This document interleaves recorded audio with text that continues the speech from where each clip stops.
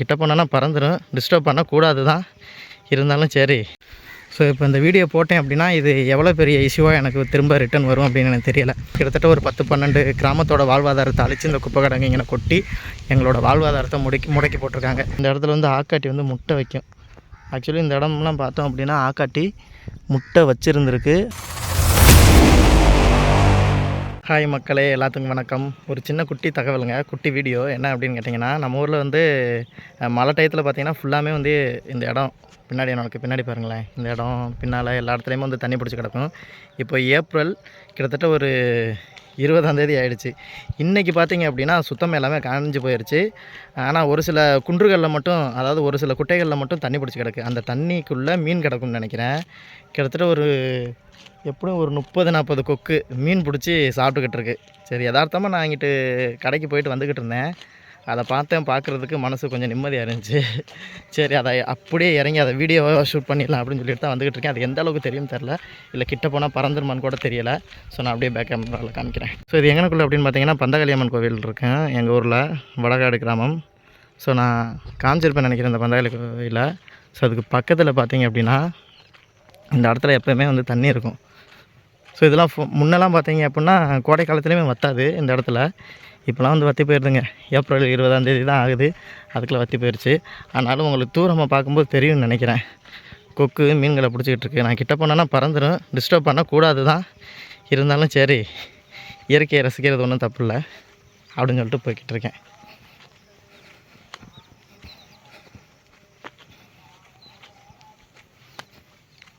குட்டி குட்டி கொக்கு நிற்கிது, ஒரு பெரிய கொக்கு ஒன்று நிற்கிது. அது கொக்கா இல்லை வேறு எதுவுமா அப்படின்னு கூட எனக்கு தெரியலை. உங்களுக்கு தெரிஞ்சுன்னா சொல்லுங்கள். குட்டி குட்டியாக நிற்கிறதுலாம் கொக்கு, இன்னும் குட்டி குட்டியாக கருப்பு கலரில் ஓட்டுறதுலாம் குருட்டு கொக்குன்னு சொல்லுவோம். இன்னொன்று பெருசாக நீளமாக நிற்கிது, அது என்னன்னு தெரியல. ஆக்காட்டி நிற்கிது.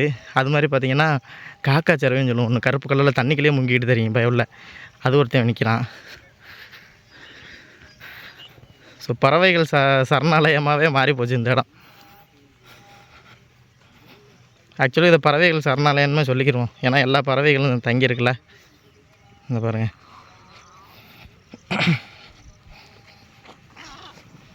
நான் வரவிட்டு அம்புட்டும் பறந்துருச்சு, டிஸ்டர்ப் பண்ணி விட்டேன் பயலை. அது மாதிரி ஒரு சவுண்டு கிக்குன்னு கேட்குதா, ஆக்காட்டி கத்துற சவுண்டு. என்னென்னா அவங்க ஆக்சுவலி இங்கே தான் வந்து எங்கேயாச்சும் முட்டை வச்சுருப்பாங்க, நம்ம அதை எடுக்க வரோமோ அப்படின்னு நினச்சிக்கிட்டு தான் கத்துறது, அந்த முட்டையை பாதுகாக்கிறதுக்கு. ஸோ அதையுமே நம்ம பார்த்துட்டு ஓடிடலாம். ஆக்காட்டி முட்டையுமே சூப்பராக இருக்குல்ல இந்த குளம். இதுக்கு தான் மீன் தெரியும். அந்தாண்டா மீன் வெளியே வந்துட்டு போயிடுச்சுங்க. அப்போ இதை பிடிச்சி சாப்பிட்றதுக்கு தான் வந்திருக்காப்புல. சரி, ஆக்காட்டி முட்டை எங்கேயாச்சும் இருக்கான்னு பார்ப்போம். அந்த இடத்துல பாருங்கள் மீன் தெரியுதா, மொத்தமாக வந்து நின்றாப்புல, ஓடிட்டாப்புல. அந்த தெரியுது பாருங்கள் மீன், தெரியுதான்னு தெரியலை கேமராவில், ஆனால் என் கண்ணுக்கு தெரியுது மீன். எவ்வளோ மீன் மாதிரி அது மாதிரி பார்த்திங்கன்னா இதில் வந்து முன்னெல்லாம் என்ன பண்ணுவாங்க அப்படின்னா மீன் பிடிச்சி சாப்பிடுவாங்க. இந்த இடத்துல ஃபுல்லாமே தண்ணி, இந்த இடம் ஃபுல்லாமே தண்ணி இருக்குது, இது ஃபுல்லாமே மீன் பிடிச்சி சாப்பிடுவாங்க. இப்போ ஏன் சாப்பிட்றதில்ல கொஞ்ச நாளாக அப்படின்னு பார்த்திங்கன்னா, எங்கள் ஊரில் வந்து நகராட்சி குப்பையை கொட்டி மக்களோட வாழ்வாதாரத்தையே கெடுத்து விட்டானுங்க. ஸோ இது வந்து பெரிய இஷ்யூ ஆகும் அப்படிங்கிறதுக்காக நான் சொல்ல வரல. உண்மையாக சொல்ல போனால் கிட்டத்தட்ட இந்த ஊரை சுற்றி ஒரு 16 சம்திங் கிராமம் இருக்குது. இது ஒரு பெரிய ஆறுங்க, இது ஃபுல்லாமே. இதுக்கு பின்னாடி பார்த்திங்கன்னா பெரிய ஆறு வரும். ஸோ அதுலேயுமே வந்து அதாவது கெண்டை மீன் மட்டும் கிடையாது, இந்த மதலை மீன் சொல்லுவாங்க, அது கொய் மீன்லாம் வந்து ஆக்சுவலி அந்த ஆற்றுல பிடிச்சி சாப்பிட்ற கொய் மீன்லாம் வந்து நல்லாயிருக்கும். அது எல்லாமே எதையுமே நாங்கள் கிட்டத்தட்ட கடந்த எனக்கு விவரம் தெரிஞ்சு ஒரு 5-6 வருஷமாக நாங்கள் பிடிச்சி சாப்பிடவே கிடையாது. அதுக்கு முன்னாடிலாம் பிடிச்சி சாப்பிடுவோம். குப்பையை கொட்டி அந்த குப்பையிலேருந்து வர்ற கழிவுனால, அந்த குப்பையை பார்த்தீங்கன்னாவே தெரியும், நான் முடிஞ்சால் போய் காமிக்கிறேன். அந்த குப்பையில் என்னென்ன கழிவு, ஆஸ்பத்திரி கழிவு கூட கொட்டுறாங்க. ஸோ இப்போ இந்த வீடியோ போட்டேன் அப்படின்னா இது எவ்வளோ பெரிய இஷ்யூவாக எனக்கு திரும்ப ரிட்டன் வரும் அப்படின்னு எனக்கு தெரியலை. ஏன்னா இந்த குப்பை கிடங்கு வந்து அரசாங்கம் தான் அனுமதித்து இங்கே வந்து கொட்ட சொல்லியிருக்காங்க. அந்த அரசாங்கம் மக்களுக்கான அரசாங்கமாக இருந்திருந்தது அப்படின்னா ரொம்ப நல்லா இருந்திருக்கும். இல்லாதனால தான் கிட்டத்தட்ட ஒரு 10-12 கிராமத்தோட வாழ்வாதாரத்தை அழித்து இந்த குப்பை கிடங்கு இங்கே கொட்டி எங்களோட வாழ்வாதாரத்தை முடக்கி போட்டிருக்காங்க. அப்படின்னு தான் சொல்லணும். இல்லைனா இந்த டைம்லாம் வந்து மீன் பிடிக்கிற டைம், எவ்வளோ மீன் பிடிச்சி நாங்கள் விற்பனை பண்ணியிருப்போம். ஸோ அது கூட பண்ண முடியாமல் போயிடுச்சு இந்த குப்பை கிடங்குனால.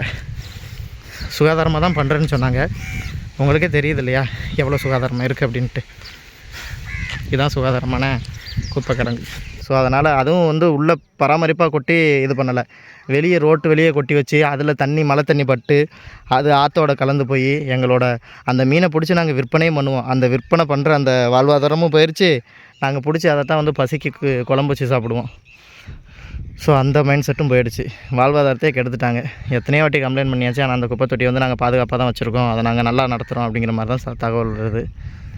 ரொம்ப கஷ்டம். அது மாதிரி இந்த மாதிரி குன்று இருக்குல்ல, இந்த இடத்துல வந்து ஆக்காட்டி வந்து முட்டை வைக்கும். ஆக்சுவலி இந்த இடம்லாம் பார்த்தோம் அப்படின்னா ஆக்காட்டி முட்டை வச்சுருந்துருக்கு, அது பொறிச்சு போயிடுச்சுன்னு நினைக்கிறேன், குருவிகளை கூட்டிகிட்டு போயிடுச்சுன்னு நினைக்கிறேன். ஸோ இந்த மாதிரி குன்றுகளில் பார்த்தோம்னா ஆக்காட்டியோட முட்டை இருக்கும். ஸோ அதை நம்ம பார்த்துட்டு ஓடிடுவோம், இருக்கா வேறு குன்றுகளில் இருக்கான்னு மட்டும் பார்த்துட்டு போயிடலாம். இதெல்லாம் ஏகப்பட்டது வைக்கிங்க முன்னே. ஸோ ஏன் தைரியமாக இந்த இடத்துக்கெல்லாம் கொண்டு வந்து வைக்கிது அப்படின்னா, ப்ளஸ் நீர் இருக்குது, அதுக்கு உணவு இருக்குது, எல்லாமே இருக்குது. அது மாதிரி வந்து நம்ம ஊர் மக்கள் யாருமே வந்து இதில் டிஸ்டர்ப் பண்ண மாட்டாங்க.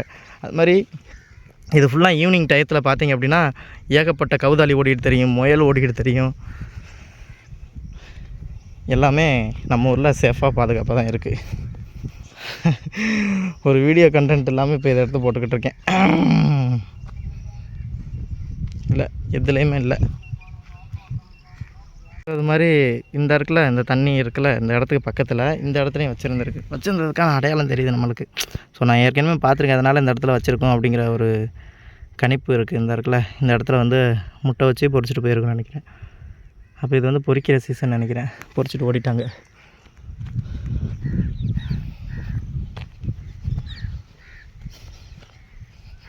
அப்போதே நம்ம பார்த்தோம்னா அந்த இடம் இது இந்த இடத்துல வச்சு பொறிச்சிருந்துருக்கு. இந்த மாதிரி தான் குன்றுகளில் மட்டும் வைக்கும், இப்போ காணோம். அது மாதிரி இன்னொன்று விஷயம் என்ன அப்படின்னா, இந்த இடத்துல முட்டை இருந்துருந்துச்சு அப்படின்னா, இப்போ வந்து ரீசெண்டாக இருந்துருந்துச்சு அப்படின்னா இந்த ஆக்காட்டி வந்து போயிருக்காது. நம்ம தலைக்கு மேலேயே சுற்றி கியான்னு கத்திக்கிட்டே இருந்திருக்கோம். அது கத்தலை அப்படிங்கிறனால இந்த இடத்துல வந்து முட்டை இல்லை அப்படிங்கிறதையும் நம்ம தெரிஞ்சுக்கலாங்க.